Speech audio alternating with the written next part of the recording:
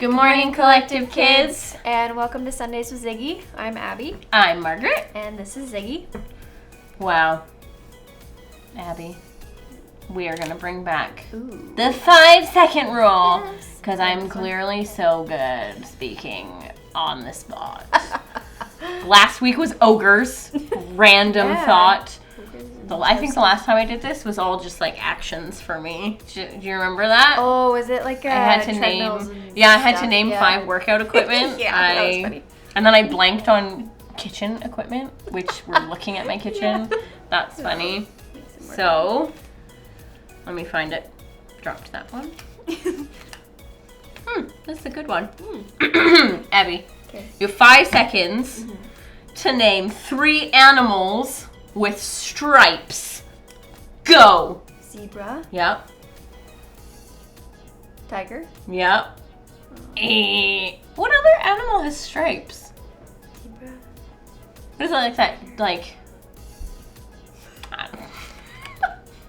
Something else has stripes. Your turn. Kind of good one, but not really hard. Steakhouses. Outback, Australia. Yeah. Limousine. I don't know where limousine came from. No, I do know. I was watching Crocodile Dundee the other day. Oh. The yellow ones are really hard. Just Oh, so they're very you know. hard. Yeah. Okay. Like professional basketball teams. I don't know that. Okay. Name 3 things found on a playground. Swing, rocks, dirt. Wow. Ha! Dirt. Dirt. Dirt is everywhere. It is everywhere. Oh. Anyways, so words. That's what our story is about this week, and how important they are. They help us communicate ideas with each other. Words really matter to God too. I don't know if you know, but He is in the Bible with lots of words. So let's watch this week's video and find out why He likes words so much. The Bible. It's 66 books of history, stories, letters, and poetry that fit together to form God's one big story. The epic adventure of how He created us and loves us so much that He made a way to rescue us. As we travel through the Bible, from Genesis to Revelation, we discover people who met God and found their lives changed forever.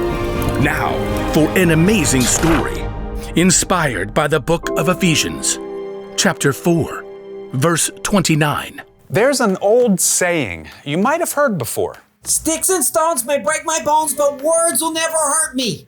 Yeah, on the surface that makes sense. I mean, you drop a heavy rock on my leg, I might end up with a big cast. But you yell at me, and I don't even get a scratch, right? Well, it's a little more complicated than that, as we're about to discover in a letter from the Apostle Paul to the church in Ephesus. Let's see. What are the most important things they need to know? Paul had spent years teaching the church in Ephesus, but now he was in prison. So he wanted to remind the Ephesians what God had done for them and how it should change the way they treated each other, especially when it came to their words. Don't let any evil talk come out of your mouths. Say only what will help to build others up and meet their needs. Then what you say will help those who listen. Your words are strong and powerful. They can make an incredible impact on the people around you, whether that's for good or not. Let's imagine what it might look like if we could actually see our words. You totally rocked it on the field today. Aw, now those words were like a nice pat on the back. Words can be incredibly encouraging. Hey, I know you've been feeling kind of sad. I'm always here if you need someone to listen. That was comforting, just like a cozy blanket and warm cocoa.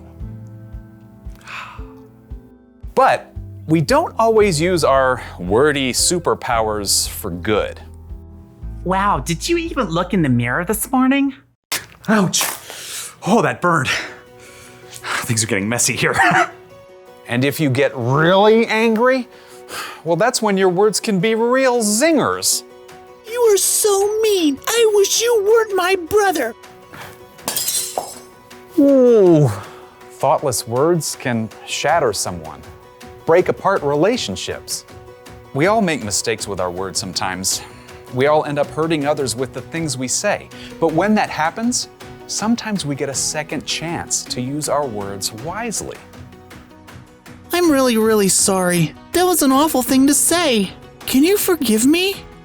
Just like your words can hurt people and break relationships, words can also be the glue that puts them back together. Your words can actually bring healing. Think about it. Every single one of us has the power to make or break somebody else's day with just a few words. Whether you write it, speak it, type it, or shape it, your words are an incredible tool. You may not have the money to buy somebody an expensive gift, but the note you write or the encouraging thing you say in the hall may mean even more to them. So, think about your words. Each one.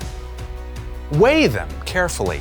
Picture actually what they might look like when they come out of your mouth. A knife that cuts deep or an encouraging pat on the back. Remember, Paul believed our words are so important to God that he wrote about it from prison. Don't let any evil talk come out of your mouths. Say only what will help to build others up and meet their needs. Then, what you say will help those who listen.